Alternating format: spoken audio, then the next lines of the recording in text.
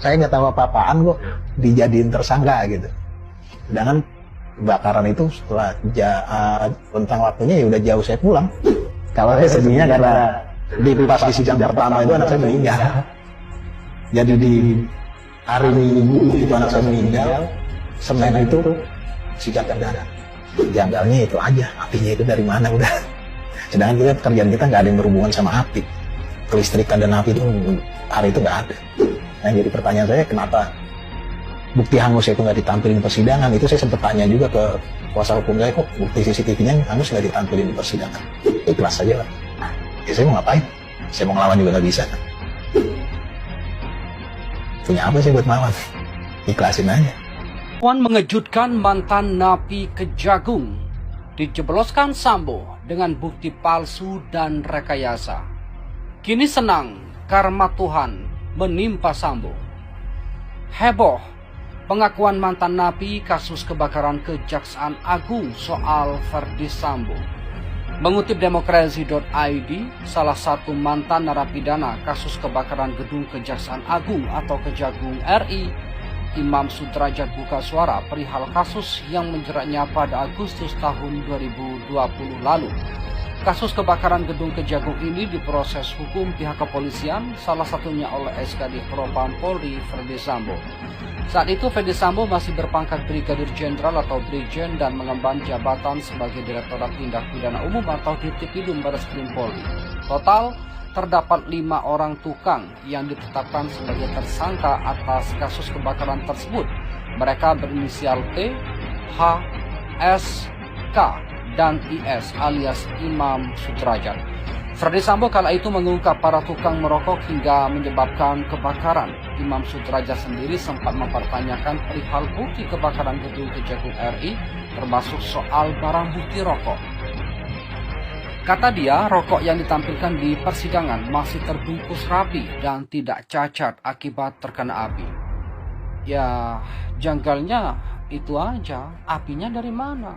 Sedangkan pekerjaan kita tidak ada yang berhubungan dengan api. Kelistrikan dan api itu hari itu tidak ada, kata Imam seperti dikutip dari tayangan YouTube Akurat.co. Imam juga mengaku heran terkait dengan bukti lain berupa CCTV. Sebab kata Sambo, CCTV di sekitar gedung Kejagung yang terbakar itu sudah hangus sehingga tidak bisa diputar isinya. Tapi dalam persidangan, CCTV yang hangus itu tidak ditampilkan. Pak Verdi Sambo sendiri bilang waktu itu CCTV hangus, tidak bisa diputar. Ini yang menjadi pertanyaan saya. Kenapa bukti hangus itu tidak ditampilkan di persidangan?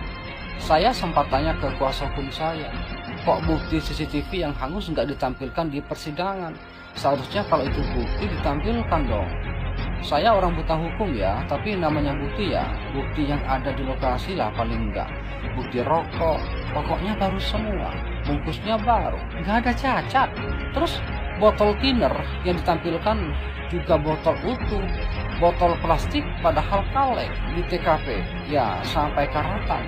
Harusnya botol thinner kebakar, meleleh, tapi nggak ada. Oh ini masih utuh, mulus lagi tuturnya.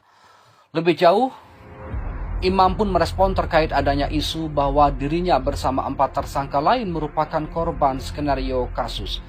Imam mengaku sempat memikirkan apakah dirinya benar menjadi korban skenario atau tidak.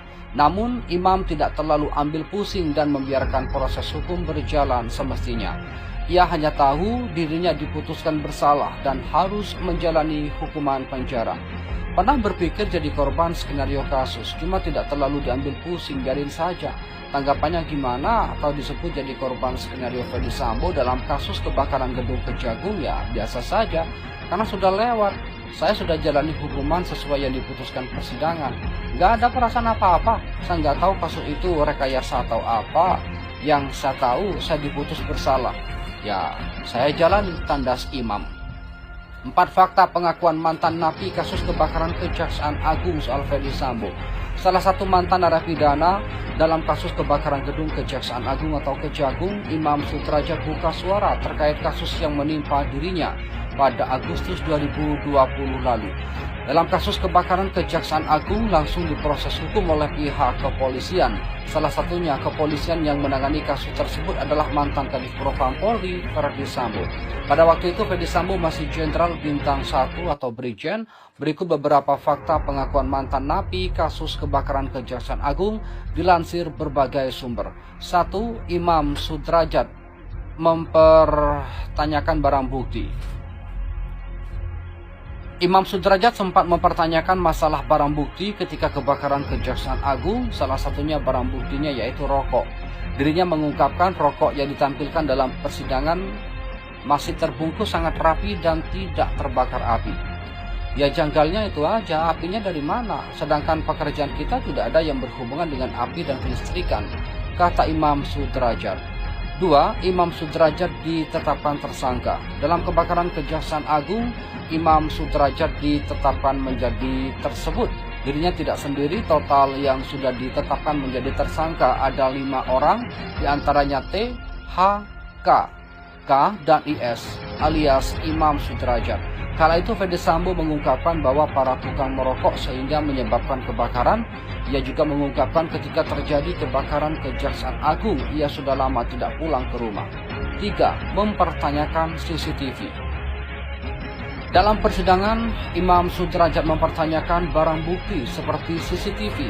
Namun kata Verdi Sambo, CCTV di Kejaksaan Agung terbakar dan sudah hangus, jadi tidak bisa diputar ulang.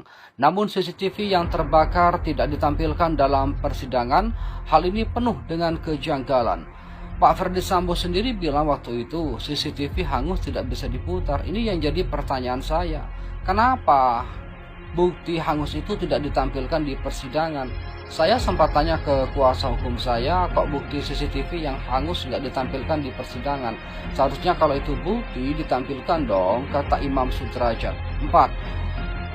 Enggan ambil pusing korban skenario. Imam Sudrajat juga enggan ambil pusing terkait dirinya beserta 4 kawannya menjadi korban isi skenario dalam kasus kebakaran Kejaksaan Agung.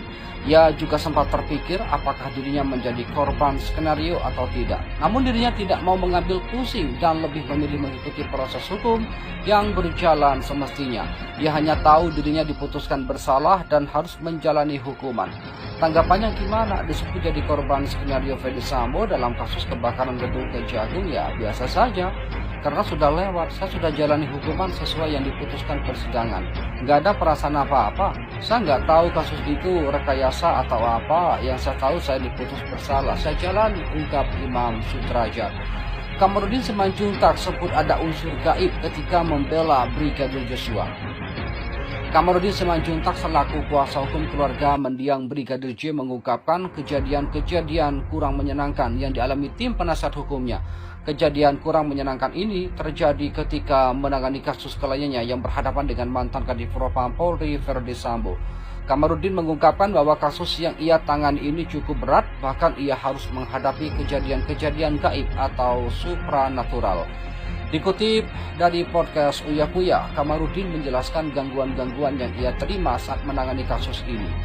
Saya katakan satu lagi, bahwa perkara ini ada unsur natural dan supranatural yang tidak pernah ia ketahui, ujar Kamarudin Simanjuntak di kanal YouTube Uya Kuya TV.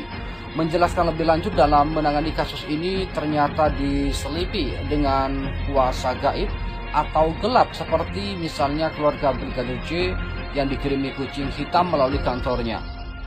Begitu saya tangani perkara ini, ada yang mengirim kucing ke kantor saya, tapi tidak bisa masuk. Namun kucing hitam tersebut tidak masuk kantornya dan hanya berdiri di atas mobil saja. Terdakwa Richard Eliezer atau Baradae divonis 1 tahun 6 bulan penjara dalam kasus pembunuhan berencana terhadap Nofriansyah Yosua Huta Barat atau Brigadir J.